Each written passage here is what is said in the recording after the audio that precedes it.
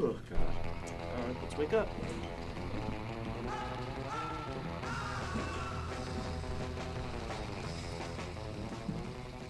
Well, hello everyone. I'm Kelsey here, hosting the wrap up show at the end of the day. We have a lot of people in the radio station today. We have Wally, Ida, Max, Sarabel, Alex, Kaylee, and also Aaron right over there. So, we're going to start off with a very serious topic. We introduced the topic yesterday, but this is just a little follow up. So Wally has that story for us. Yes. As you know, yesterday, Washington, D.C. was in mourning because of the shooter. His name was Aaron Alexis, and he had killed 12 people and injured 8 in the U.S. Navy yard shooting. And everyone wants to know, like, why did he do it? What was wrong with him? The shooter, Aaron Alexis, he had a history of anger issues and he had post-traumatic stress disorder, which kind of gave it a big clue on why he would do such a thing. But as investigators sourced the military contractor Aaron Alexis, they were trying to find out, like, where did he get all the weapons from, and they're saying that to their knowledge, there is no explanation for the violence that occurred yesterday. And the Senate Majority Leader Harry Reid said Tuesday, after a moment of silence honoring the 12 people who died when Alexis opened fire inside Building 197 of the Navy Yard. He said he was a former sailor with a history of outbursts, and what they said that some Navy officials say that he had a pattern of misconduct. So I'm pretty sure he was a pretty bad sailor. So, and when it's similar to Christopher Dorner, if you remember that last year, Christopher Dorner was in the Army, and then he was in LAPD, and then he got fired, and then he started killing more cops. Got an affair with the chief's daughter, and he went into a violent outburst. So this is something similar to that. So It's rather sad when you hear these stories about, people who were once in the military and then they get a grudge or some anger and they just explode. And it's really sad for him and also for the people who died, obviously. yeah. My condolences to those families. Yeah, me too. Yeah, it's very similar. He had some issues. Post traumatic stress disorder is like a big deal. A lot of soldiers, a lot of sailors have it these days, and like they're trying to find a way to calm them down, and then the first thing that pops out of their head is violence, and then it leads up to killing. It gives them that sense of calm. Like they feel calm when they want to kill other people, and I'm like, why would you do such a thing? It's ridiculous. Okay, so thank you, Wally, for that story, for updating us. Now we move on to a lighter topic, but still very much a fight as far as I know. But Alex didn't want to tell me what the story was about. It's a surprise, but it's about the Biggest Loser feud. What is that, Alex? Well, as you guys know, for about one season, there's been a little spat between Jillian Michaels and Kara Castanova. They're the trainers of the show and are the co-stars on The Biggest Loser.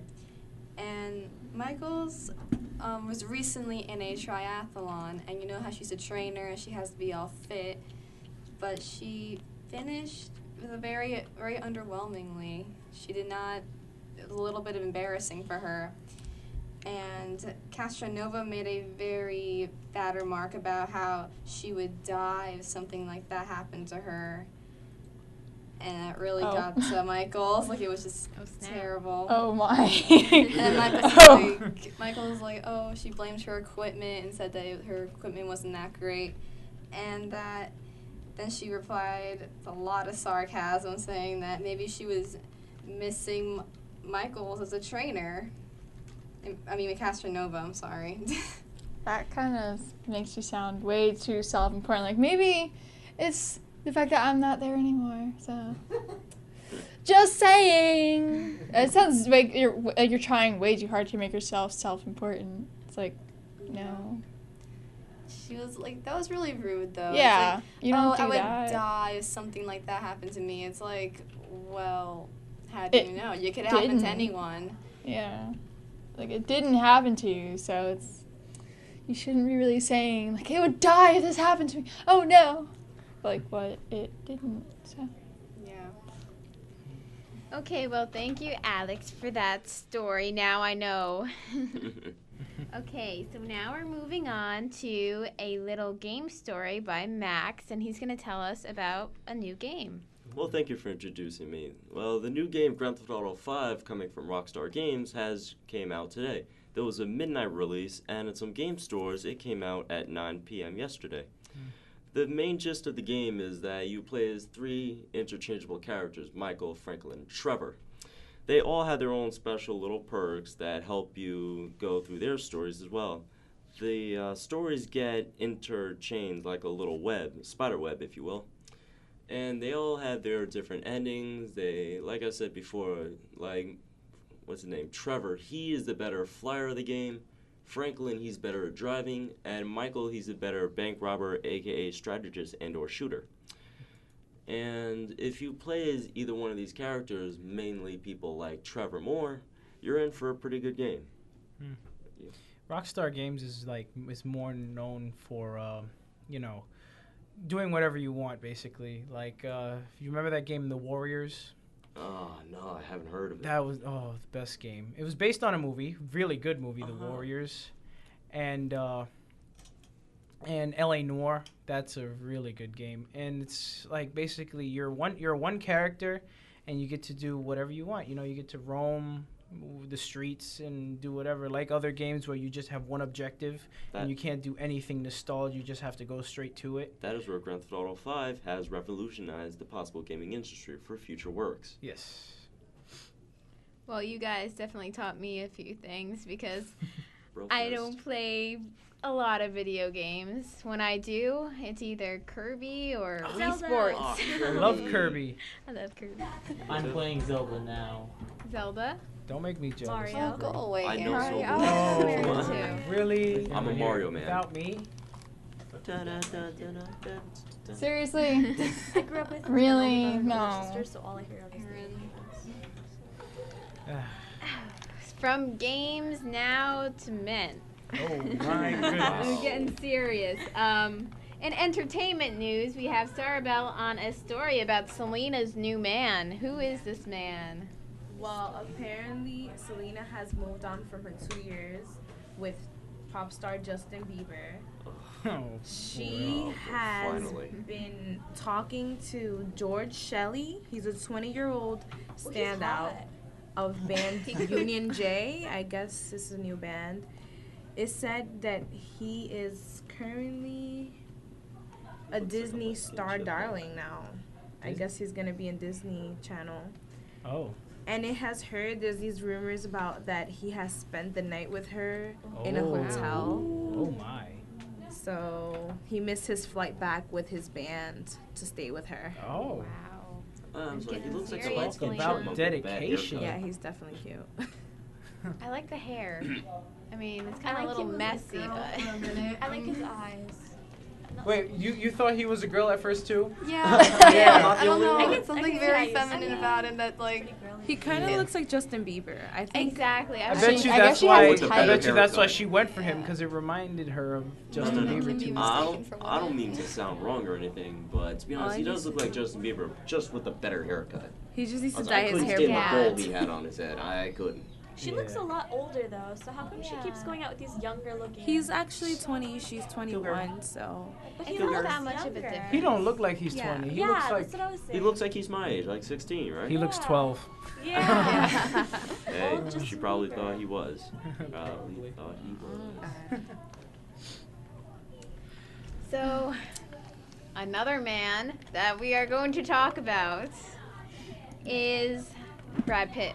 Oh. A little bit boy. older, maybe more experienced. Brad Oh Pitt. my. Whoa. Okay. If he was driving, I think he'd crash all the time. Do you have something on that? For what? Oh, yes. I have a story on Brad Pitt, which I have pulled up.